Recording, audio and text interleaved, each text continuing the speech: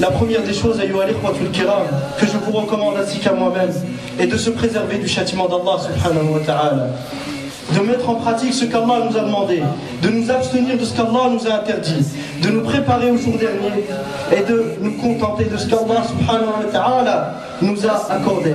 Voici quelques paroles utiles et bénéfiques, très chers frères, pour ceux qui sont bien heureux et qui ont voulu suivre le chemin d'Allah subhanahu wa ta'ala, qui leur seront une lumière à une époque où les ténèbres ont envahi la terre, excepté le cœur et la terre des muwahhidin. Une époque où règne l'obscurité de l'ignorance, la prédominance du mal et l'orgueil, et le refus de la loi du tout miséricordieux, Allah subhanahu wa ta'ala. Une époque où chacun se complaît à ses propres idées, dénudé de la lumière des deux révélations, le livre d'Allah et de la sunna de son messager, sallallahu alayhi wa sallam, accompagné de la compréhension des trois premières générations bien guidées. Donc sachez qu'Allah vous comble de sa rahma, sachez qu'Allah vous comble de sa miséricorde, qu'avoir une véritable foi en Allah subhanahu wa ta'ala, accomplir les bonnes œuvres, invoquer Allah fréquemment, s'humilier entre ses mains et lui montrer le grand besoin que l'on a de lui et s'humilier devant lui, sachez que ceci est le meilleur moyen de rester ferme et déterminé dans sa foi et faire preuve de courage et patience lors des épreuves. Et sans ces bienfaits, les bienfaits d'Allah, la faveur d'Allah, la bienfaisance d'Allah et la facilité qu'il leur accorde afin de réaliser leurs projets, les êtres humains ne seraient en mesure d'obtenir quoi que ce soit. Ils ne pourraient rien obtenir. Si Allah ne t'avait pas donné cette force que tu as, tu ne pourrais rien obtenir. Ni subsistance, ni quoi que ce soit. Et les êtres humains sont dans le besoin qu'Allah subhanahu wa ta'ala les protège et repousse les calamités et les malheurs qui risquent de les toucher, ainsi que les difficultés et peines dont ils sont victimes. Sans sa protection, sans la protection d'Allah subhanahu wa ta'ala et son secours lors des difficultés, s'il ne les soulageait pas de leurs peines et qu'il ne faisait pas suivre les moments difficiles qu'ils rencontrent de facilité, les êtres humains vivraient tout le temps dans les difficultés, dans les malheurs. Si Allah ne te protégeait pas du mal, si Allah ne retirait pas les difficultés que tu vis, tout le temps tu vivrais le malheur. Tout le temps tu vivrais les difficultés. Ya ayyuhan nas, antumul fuqara'u ila Allah, wallahu huwal ghaniyyul hamid. Et Allah, il n'a pas besoin de nous. Allah, il a besoin d'aucun être humain. Allah est le seul qui te fait du bien sans rien attendre en retour. Allah est le seul à te faire du bien sans rien attendre en retour. Vérifie autour de toi. Y a-t-il un être humain qui te fait du bien sans rien attendre en retour? Même le croyant, il cherche quoi quand il te fait du bien?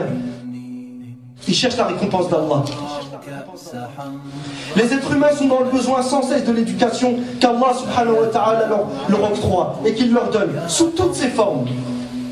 Et la gestion de leurs affaires sous toutes ses formes. Et y a-t-il une meilleure gestion pour l'homme que celle d'Allah? Y a-t-il une meilleure gestion de ta situation, de tes affaires, de ce que tu entreprends en ce monde et dans l'au-delà que celle d'Allah subhanahu wa ta'ala?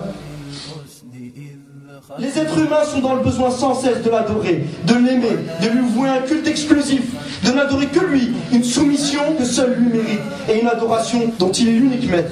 Le seul qui mérite cette adoration, c'est Allah subhanahu wa ta'ala. Et si Allah ne nous permettait pas de l'adorer et de faire ce qui a précédé, les hommes seraient perdus et leur âme pervertie, leur cœur détruit et leur état, et ce qu'ils accomplissent et entreprennent serait en vain, ne servirait à rien. Et les êtres humains sont dans le besoin qu'Allah subhanahu wa ta'ala leur apprenne ce qui leur est profitable. Et si Allah ne nous enseignait pas ce qui nous est profitable, on serait les pires des ignorants et les plus grands des ignorants.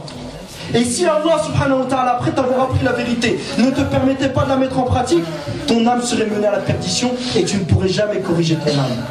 Tu ne serais jamais en mesure de corriger ton âme si Allah ne te le permettait pas. Donc Allah t'apprend et te permet de pratiquer. Les êtres humains par nature sont dans le besoin permanent d'Allah subhanahu wa ta'ala, dans tous les sens du terme du besoin. Et quelles que soient les considérations, les êtres humains sont tout le temps dans le besoin d'Allah subhanahu wa ta'ala. Qu'ils ressentent ce sentiment dans certains cas ou qu'ils ne le ressentent pas. Ils sont tout le temps en permanence dans le besoin d'Allah subhanahu wa ta'ala. Et celui d'entre eux qui aura réussi et à qui le bonheur et la réussite aura été accordé est celui qui ressent ce sentiment de besoin à tout moment, à chaque instant, dans tout ce qu'il entreprend, dans son dîn, dans sa religion, dans sa dunya, dans sa vie mondaine. Celui qui a ce sentiment permanent du besoin d'Allah subhanahu wa ta'ala, c'est celui qui aura tout gagné. Celui à qui la réussite aura été accordée. Il se soumettra alors à Allah, le suppliant de ne pas le laisser dépendant de sa propre personne, le temps d'un clin d'œil, l'implorant de l'aider dans tout ce qu'il entreprend, gardant ce sentiment à chaque instant de sa vie.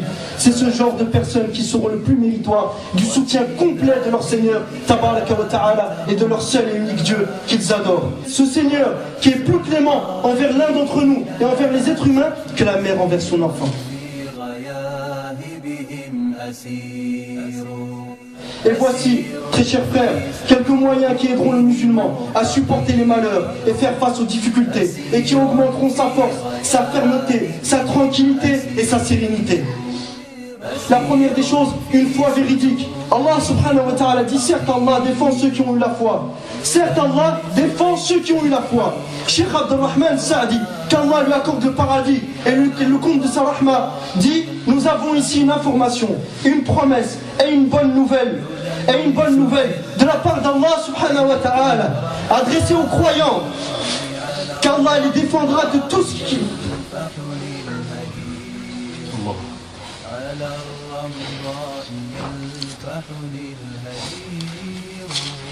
يدوس كرامتي حينا وحينا يقهر وهو خمار سكير يدوس كرامتي. Qu'Allah les défendra de tout ce qui leur est nuisible et les protégera de tout mal en raison de leur iman, de leur foi, parce qu'ils sont croyants.